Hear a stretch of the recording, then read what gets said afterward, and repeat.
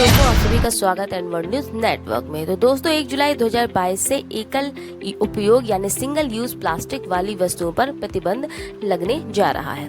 भारत के माननीय प्रधानमंत्री श्री नरेंद्र मोदी द्वारा 2022 तक एकल उपयोग वाली प्लास्टिक वस्तुओं को समाप्त करने के लिए कहा गया है, जिसके द्वारा भारत सरकार के पर्यावरण, वन, जलवायु परिवर्तन मंत्रालय ने 12 अगस्त 2021 को प्लास्टिक अपशिष्ट प्रबंधन संशोधन नियम 2021 को अधिसूचित किया है। आजादी का अमृत महोत्सव की भावना को और आगे बढ़ाते हुए देश द्वारा कूड़े और अप्रतिबंधित प्लास्टिक के कचरे से होने वाले प्रदूषण को रोकने के उद्देश्य से एक निर्णायक कदम सरकार द्वारा उठाया जा रहा है। प्रतिबंधित वस्तुओं की सूची में ये वस्तुएं शामिल हैं: प्लास्टिक स्टिक वाले ईयरबड, गुब्बारों के लिए प्लास्टिक स्टिक, प्लास्टिक के झंडे, कैंडी स्टिक, आइसक्रीम स्टिक, सजावट के लिए पॉलीस्टाइनिन यानी थर्मोकोल और प्लास्टिक की प्लेट, कप, ग्लास, कटलरी, कांटे, चम्मच, चाकू, स्ट्रॉ, ट्रे, मिठाई के डिब्बों को रैप या पैक करने वाली फिल्म, निमंत्रण कार्ड, सिगरेट के पैकेट, 100 माइक्रोन से कम के प्लास्टिक या पीवीसी बैनर, साथ ही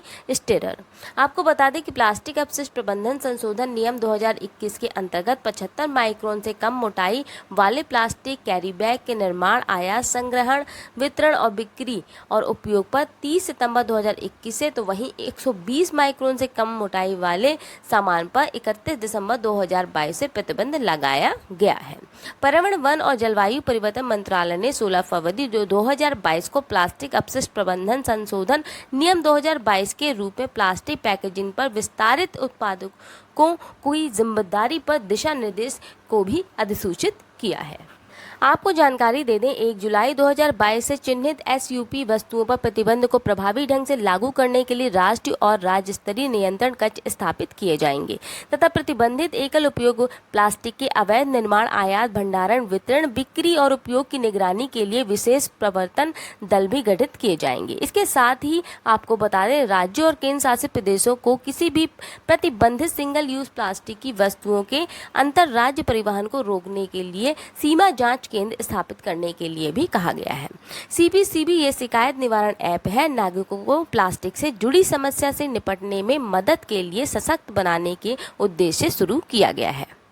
जागरूकता फैलाने के लिए सिंगल यूज प्लास्टिक को समाप्त करने के लिए विभिन्न उपाय कर रही है सरकार। जागरूकता अभियान में उद्यमियों और स्टार्टअप्स, उद्योग और केंद्रीय, राज्य और स्थानीय सरकारों, नियामक निकायों और विशेषज्ञों, नागरिक और संगठनों, अनुसंधान और विकास और अकादमिक संस्थानों को एकजुट किया गया है।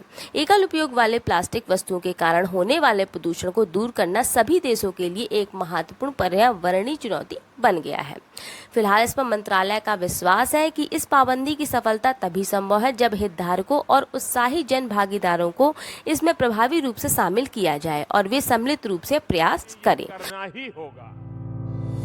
आप प्लास्टिक का जो कचरा इकट्ठा करेंगे। तो ये थी पूरी बात सिंगल यूज प्लास्टिक के बैन को लेकर। और खबरों के लिए जुड़े रहिए एनवर्ड के साथ। फिलहाल इतना ही, नमस्कार।